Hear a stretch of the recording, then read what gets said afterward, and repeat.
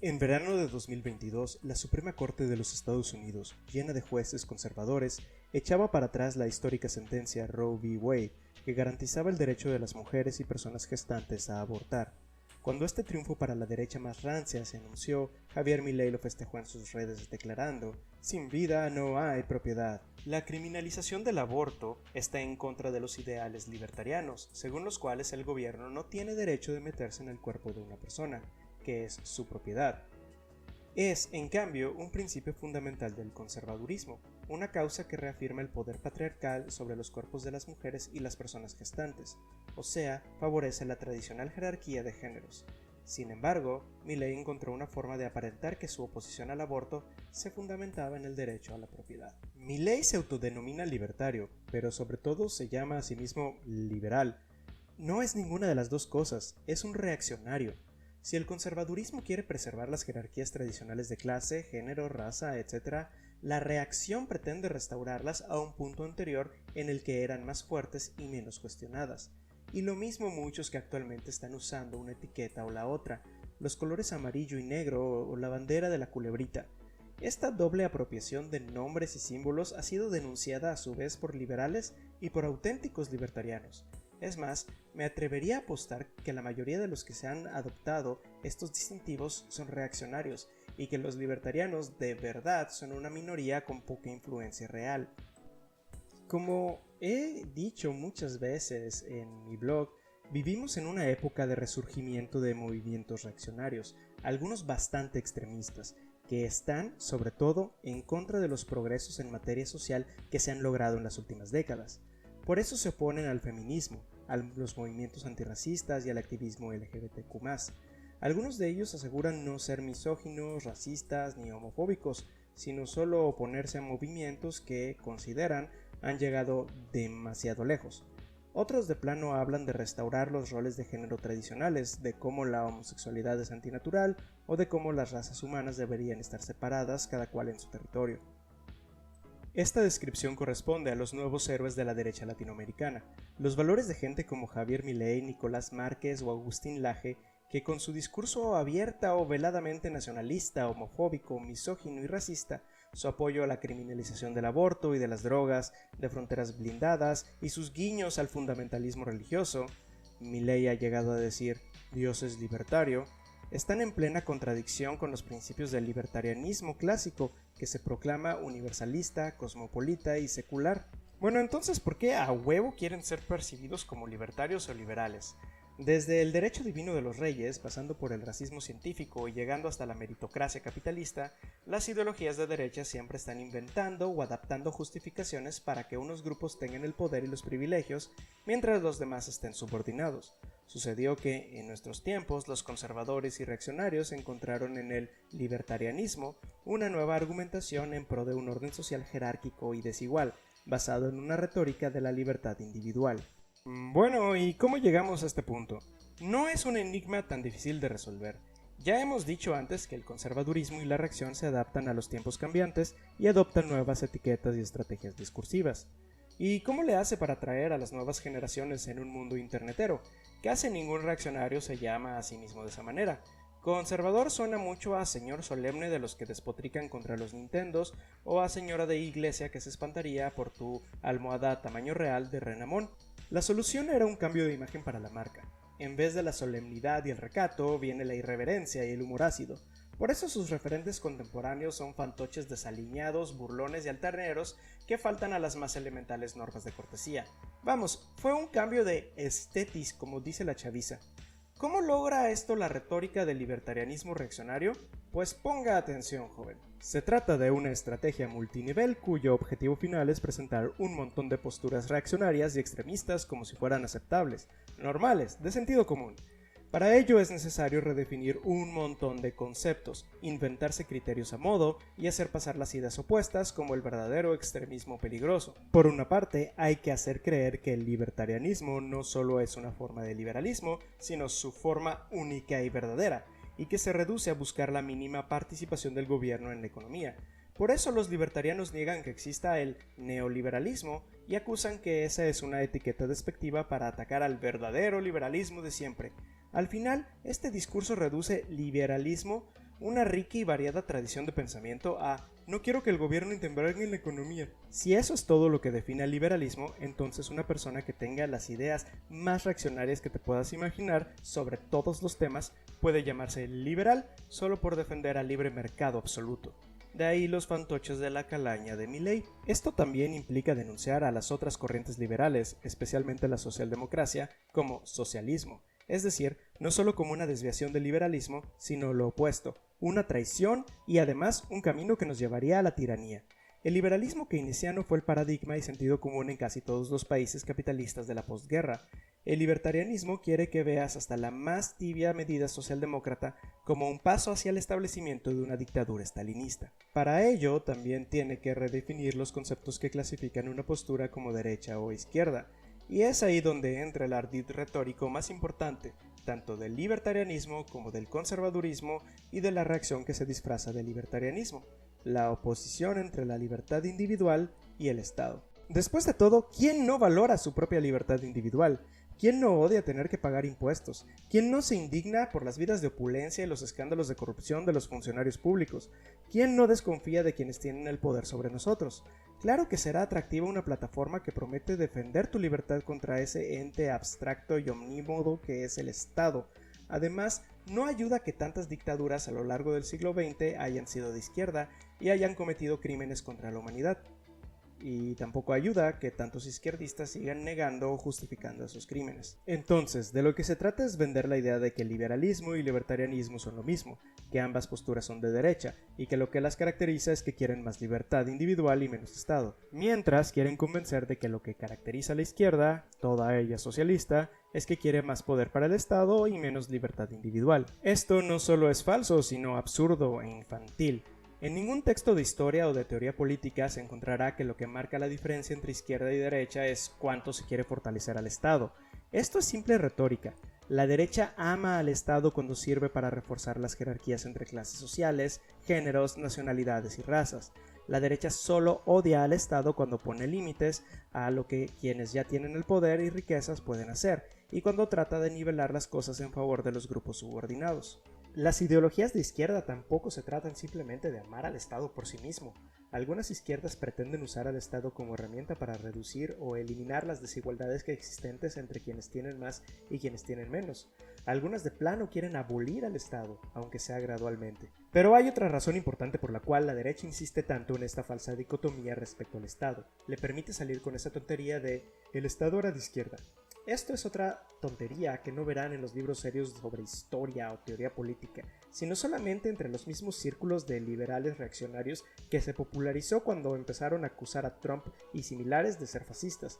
No, el fascismo histórico era de extrema derecha y su objetivo era la imposición violenta de las jerarquías tradicionales de clase, género y raza en un sistema rígido. Es necesario recordar una vez más cómo los gobiernos de Hitler y Mussolini se aliaron con la clase empresarial, que privatizaron industrias, disolvieron sindicatos y persiguieron a los movimientos obreros. Para ambos dictadores, el Estado era un medio para un fin. Debía convertirse en la encarnación de la patria y la raza. Se trataba de concentrar todo el poder en el Estado y luego usarlo para imponer con toda la fuerza las jerarquías sociales que la modernidad estaba erosionando. Tampoco es que los fascistas amasen al Estado en sí. Los libertarianos reaccionarios tienen en común con los viejos fascistas su nacionalismo, xenofobia, militarismo, misoginia, LGTB-fobia, darwinismo social, racismo, etcétera, etcétera, etcétera. Así que, para quitarse de encima la asociación tan incómoda con una etiqueta desprestigiada, han tenido que inventar la falacia de que lo que caracterizaba al fascismo era su devoción al Estado. Si los libertarianos en cambio odian al Estado y aman al libre mercado, entonces no son fascistas, aunque compartan con ellos todos los otros valores sociales. En cambio, si eso de amar al Estado es algo de izquierdistas, pues resulta que la izquierda está más cerca del fascismo. Es una manipulación tan burda que da coraje lo bien que funciona. Otro de los grandes triunfos de la retórica del libertarianismo reaccionario ha sido convencer a un montón de chavales de que son los más inteligentes y racionales mientras vomitan estupideces y falacias. Esto ha demostrado ser tremendamente eficaz para atraer a vatos severamente afectados por el efecto Dunning-Kruger. Mientras menor sea tu habilidad en algo, o menos sean tus conocimientos sobre un tema, más tiendes a creer que los dominas. Los liberreaccionarios de redes sociales alardean de cómo ellos solo se guían por los hechos y la lógica, pero son realmente incompetentes para valorar cualquiera de los dos. En cuanto a lógica realmente, cuando muchos saben nombrar falacias, pero son muy malos para identificarlas. En cuanto a los hechos, son muy dados a compartir información falsa o sacada de contexto, o que a lo mejor sí es real, pero no prueba lo que ellos creen que prueba. Y en la mayoría de los casos, ni siquiera intentan alguna de las dos cosas. Solo dirán algo en la línea de «yo sí uso hechos y lógica y tú no». No es de extrañar que uno de sus apodos despectivos sea pubertarios, pues actúan y piensan como preadolescentes. En efecto, ellos creen que no tienen ideología, sino hechos y lógica. Entienden como ideología una forma de pensar falsa y no consideran que su forma de pensar sea ideológica. Entonces, sin tener en cuenta que la economía es una de las disciplinas más ideologizadas, llaman saber de economía básica a repetir acríticamente los dogmas ideológicos de una sola escuela económica, que además es una de las más criticadas y ampliamente refutadas. No por nada también los llaman los tierraplanistas de la economía. Están de antemano cerrados a cualquier información que podría poner en entredicho su ideología.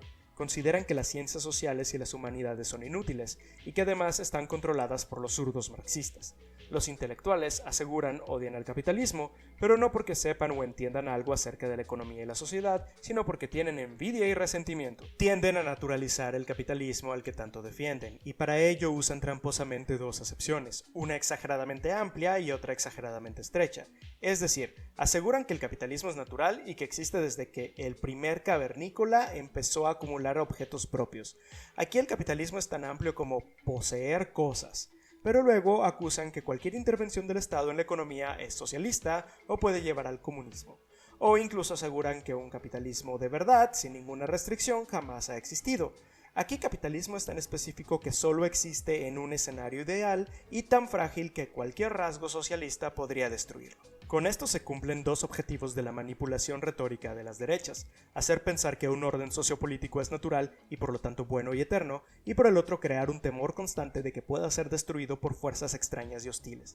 Acepta la jerarquía y defiéndela. En pocas palabras, los libertarianos reaccionarios, así como venden un sistema jerárquico disfrazado de libertad individual, también venden dogmatismo y antiintelectualismo disfrazados de inteligencia. Una de las banderas de Anti-Communist Action usa los colores negro y amarillo del libertarianismo y el anarcocapitalismo, y en el centro muestra a una persona siendo arrojada desde un helicóptero. Se trata de una referencia a las acciones represivas contra los disidentes de la dictadura de Augusto Pinochet en Chile.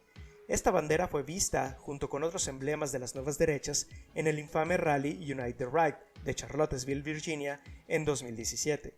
Fue el mismo rally en el que los neonazis marcharon con la consigna «Los judíos no nos reemplazarán», y en donde una activista antifascista fue asesinada por uno de estos fanáticos. Ahí, en ese mismo rally, se vieron banderas libertarianas de Gadsden junto a las banderas nazis y confederadas.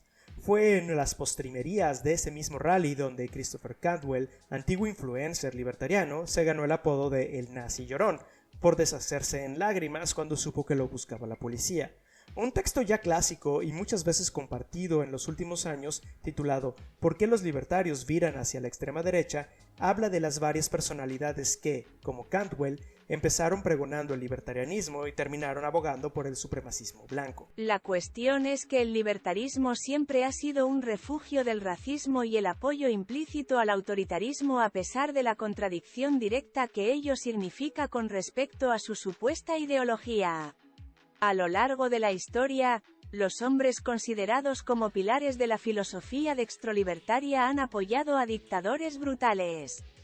Pienséis en el apoyo de Mises a Mussolini o en Hayek y Friedman defendiendo a Pinochet. Está claro que esta gente siempre ha estado dispuesta a dejar a un lado la ideología por lo que ellos veían como un fin que justificaba los medios, incluso en casos tan moralmente aberrantes como apoyar el apartheid en Sudáfrica o a la Confederación bajo el pretexto de los derechos de los estados.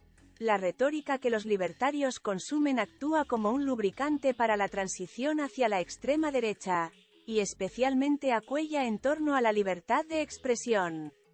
El concepto de libertad de expresión goza de tan alta estima en los círculos libertarios que, cuando un izquierdista sugiere que proporcionar a los nazis una oportunidad para abogar por el genocidio no es una buena idea, el libertario se siente obligado a defender que el nazi se alce en defensa de sus ideas. Obviamente, la extrema derecha aspira a limitar la libertad de expresión cuando eventualmente alcance el poder, pero, como aún no lo han alcanzado, simplemente no lo mencionan. En cambio, absorben la libertad de expresión como un banderín de enganche, utilizándolo como un método para defender sus ideas. Esto se vincula con el problema más amplio de la extrema derecha, que dado que aún no ha llegado al poder, puede ocultar la parte de su ideología que sería más perturbadora para los libertarios, como las políticas antidrogas o la vigilancia masiva. En cambio, se muestran preocupados por la libertad de expresión, la inmigración y el progresismo. Gracias, Loquenda. Algún día seré famoso e invitaré a otros youtubers famosos a leer los extractos de libros que cito. Pero, por ahora continuemos. ¿Dónde nos quedamos? Ok, si los derechistas latinoamericanos son liberales o libertarios y los fascistas eran de izquierda y por lo tanto serían sus enemigos, entonces expliquen por qué se alían los libertarios con políticos españoles que reivindican a Franco. ¿Por qué elogian a políticos italianos que ensalzan a Mussolini? ¿Por qué quieren emular a Víctor Orbán, quien se declara abiertamente iliberal? ¿Y por qué en la más reciente conferencia política de Acción Conservadora estuvieron presentes tanto Steve Bannon, un supremacista blanco sin tapujos, con Javier Milei, quien se dice liberal libertario? No tiene sentido. Para entender este fenómeno, debemos remitirnos a la obra del historiador Enzo Traverso, autor de Los nuevos rostros de la derecha, y lo que él define como postfascismo. Lo primero es distinguir a los neofascistas, que son los que reivindican sin tapujos las figuras, nombres y símbolos del fascismo clásico. Son los neonazis y el Ku Klux Klan, por ejemplo. Los postfascistas conforman un fenómeno reciente. Al igual que los neofascistas predican el regreso a los roles de género tradicionales, el nacionalismo y la xenofobia, formas bailadas de racismo y LGBTfobia, y creen que una élite naturalmente superior debe tener el poder. Pero cambian en cuanto a su retórica y su iconografía. Truecan el amor al Estado por una devoción al libre mercado. No hablarán de una raza maestra, pero sí estarán convencidos de que una libre competencia capitalista pondrá en su lugar a quien merece tener todo el poder y los privilegios.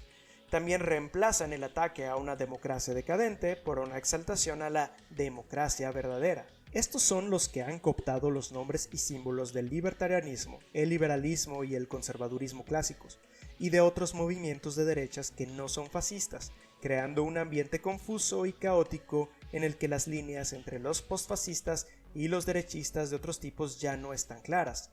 Jeffrey Tucker, un periodista libertariano, lo ha denunciado. Están haciendo con el libertarismo lo que hicieron con Pepe Larraín o Taylor Swift, cooptarlos. Saben que ningún estadounidense normal va a congregarse en torno a la bandera nazi, así que toman la nuestra. O sea, esto es justo lo que son personajes como Milei, Laje, Márquez y sus legiones de fanáticos en las redes sociales de habla hispana.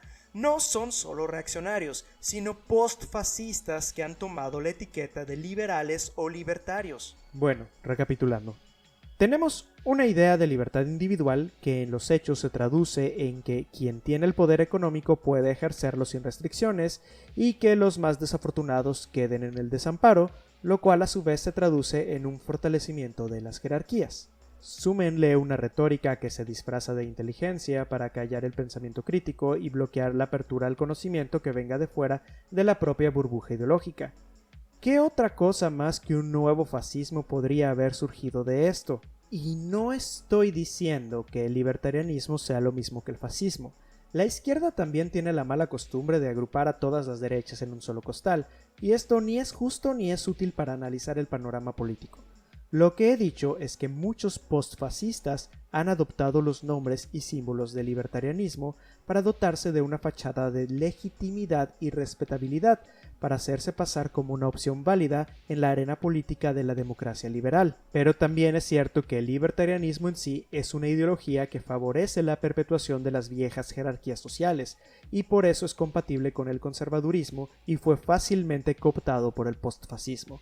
Y por eso muchos libertarianos caerán por el tobogán que deriva hacia la extrema derecha. Últimamente, el surgimiento de ideologías extremas es el resultado de la desesperación ante el estado actual del mundo, que parece en crisis perpetua desde 2008. A cambios sociales y tecnológicos acelerados se une un empeoramiento de las condiciones de vida y una gran incertidumbre sobre el mañana. Una incapacidad para imaginar un futuro distinto ha llevado a personas a tratar de revivir soluciones del pasado. Hay neofascistas y postfascistas, pero también hay neoestalinistas que añoran el paraíso perdido de la Unión Soviética, y hasta los socialdemócratas han llegado a añorar la época dorada del capitalismo, como algo a lo que se puede regresar con facilidad, y como si esa época no hubiera tenido un terrible lado oscuro. Por ejemplo, que esa prosperidad se sostenía en la segregación racial y el trabajo no remunerado de las mujeres. Los libertarianos, por su parte, quieren volver incluso más atrás, a la edad de Oropel, y algunos ultrarreaccionarios han adoptado ciertos puntos de la retórica libertariana, pocos impuestos, lazos voluntarios, para promover el regreso al feudalismo. Sí, si queremos combatir el nacimiento de ideologías extremistas, no será suficiente con refutar sus planteamientos, ni con combatir físicamente a sus seguidores más violentos, que es algo que tenemos que hacer, sino que tendremos que trabajar para eliminar las condiciones que los crearon. Lo único que me queda claro después de repasar la historia del siglo XX y de revisar la imaginación del siglo XXI es que el futuro no se podrá construir repitiendo el pasado. Podemos buscar inspiración en aquello que se intentó y funcionó, pero no podemos simplemente trasplantar sistemas enteros de tiempos pretéritos hasta nuestro presente. Tendremos que imaginar algo nuevo. Te etiquetes o no como libertario, tienes que darte cuenta de que el origen de tus problemas, frustraciones y precariedad no son ni los zurdos, ni las feministas, ni nadie a quien estás culpando. Es el capitalismo como ha evolucionado en las últimas décadas, que la respuesta no es más capitalismo y que hay personas tratando de dirigir tu ira e indignación hacia los zurdos y las feministas y todo lo demás.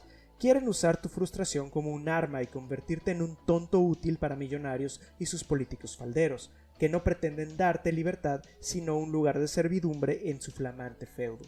Pero deberás darte cuenta pronto, porque hoy por hoy los ideales y los símbolos del libertarianismo se han convertido en herramientas para movimientos de odio que frenan los derechos de los grupos marginados, ponen en peligro su integridad y amenazan con regresarnos a la barbarie. Así que cualquier antifascista considerará enemigo suyo a quien navegue bajo esa bandera, tanto en la calle como en las redes. La hierba se ha vuelto demasiado alta y ya es hora de salir a matar víboras.